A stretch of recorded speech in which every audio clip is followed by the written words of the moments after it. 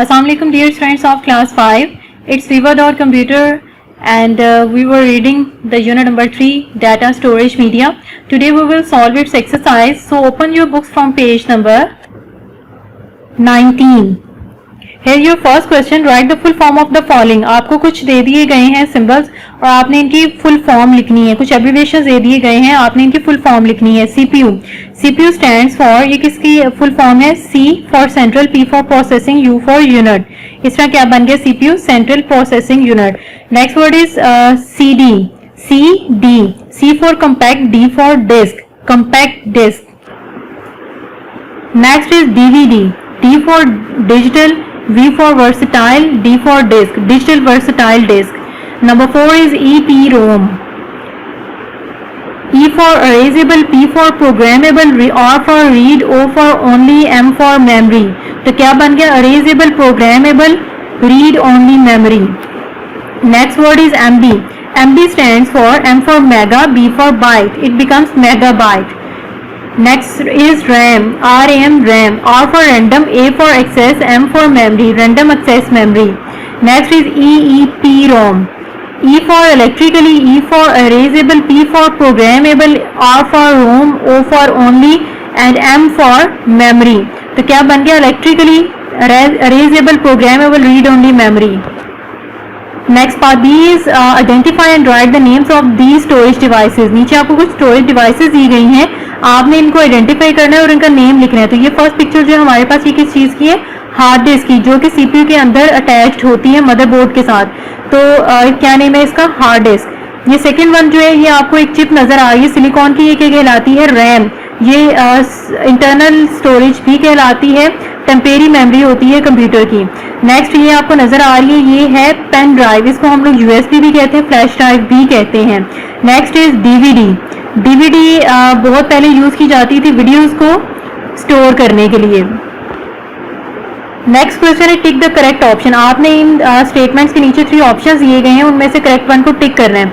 When the electrical power is disrupted और cut off, जब आपकी इलेक्ट्रिकल पावर जो होती है, जो बिजली की सप्लाई होती है, जब वो कट ऑफ हो जाती है, data and programs are lost in, तो डाटा या प्रोग्राम जिस पे आप वर्क कर रहे होते हैं वो खत्म हो जाता है, गायब हो जाता है. तो ऐसा किस में होता है?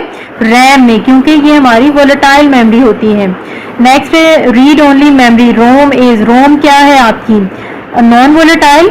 यस, नॉन वोलेटाइल है क्योंकि इसमें डाटा जो भी होता है वो फिक्स रहता है, उसको हम अरेज नहीं कर सकते, तो इसलिए ये कहलाती है non volatile.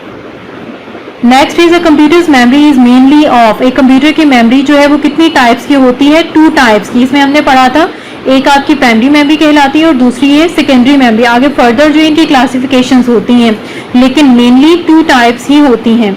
Next is RAM and ROM are parts of a computer. RAM और रोम जो है वो कंप्यूटर का हिस्सा है. कैसा हिस्सा है? प्राइमरी मेमोरी का हिस्सा है. कंप्यूटर की हमने पढ़ी 2 टाइप्स की मेमोरी होती है, प्राइमरी एंड सेकेंडरी, और प्राइमरी मेमोरी के आगे से फर्दर 2 पार्ट्स होते हैं, रैम और रोम. नेक्स्ट है primary memory is also known as. Primary memory को क्या कहते हैं? मेन मेमोरी, क्योंकि ड्यूरिंग प्रोसेसिंग कंप्यूटर इसी में अपना डाटा जो है वो स्टोर करवाते हैं, तो इसलिए इसको मेन मेमोरी भी कहा जाता है. Which of the following is a secondary memory. इनमें से कौन सी जो है वो सेकेंडरी मेमोरी आपकी कहलाती है? तो रैम और रोम के बारे में हमने ये पढ़ा कि ये कंप्यूटर की प्राइमरी स्टोरेज के पार्ट्स हैं, तो हार्ड डिस्क जो है वो हमारी सेकेंडरी स्टोरेज है. इसमें हम लोग एडिशनल डाटा जो है वो स्टोर करवाते हैं और इसकी लिमिट भी जो होती है वो बहुत ज़्यादा होती है. Next statement is dash means binary digits that is 0 and 1.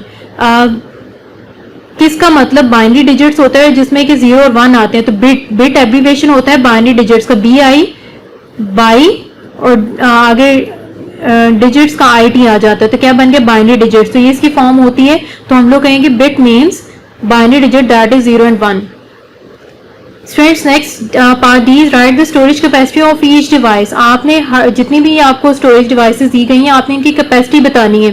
तो अकॉर्डिंग टू लेसन जो मैंने इनकी कैपेसिटी यहाँ पे लिखती है. हार्ड डिस्क के बारे में हम लोगों ने पढ़ा था कि मिनिमम इसकी 40 GB इसकी होती है स्टोरेज कैपेसिटी, लेकिन आजकल जो ये टेराबाइट तक चली गई हुई है. Next one is compact disc. Compact disc बहुत पहले यूज की जाती थी, ये ऑडियो फाइल्स को सेव करने के लिए यूज की जाती थी और इसकी स्टोरेज कैपेसिटी 750 MB तक होती थी. इससे ज्यादा डाटा इसमें स्टोर नहीं हो सकता था. नेक्स्ट है डिजिटल वर्सटाइल डिस्क.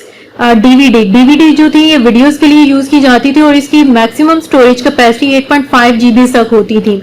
उसके बाद पेन ड्राइव्स आपकी आ गई, यानी कि यूएसबी या फ्लैश ड्राइव्स। तो इनकी जो स्टोरेज होती है वो जीबीज में आ गई अब तो काफ़ी ज़्यादा इसकी आ गई हुई है मेमोरी। पहले ये 1-2 जीबीज में होती थी, लेकिन आजकल ये हंड्रेड्स में चली गई हुई है। नेक्स्ट वन है कंप्लीट द फॉलोइंग। आपने इनको कंप्लीट करना है कि 1 KB, KB for kilobyte. 1 kilobyte में कितने बाइट्स होते हैं? 1024 बाइट्स। 1 मेगाबाइट में कितने 1 मेगाबाइट जो होता है वो इक्वल होता है 1025 किलोबाइट्स के। किलोबाइट हमारी छोटी यूनिट है, उसके बाद जो है वो मेगाबाइट आती है, उसके बाद गीगाबाइट आती है, टेराबाइट और देन पीटाबाइट। और इनका सीक्वेंस एक ही होता है, 1024 मिला के नेक्स्ट यूनिट बनता है।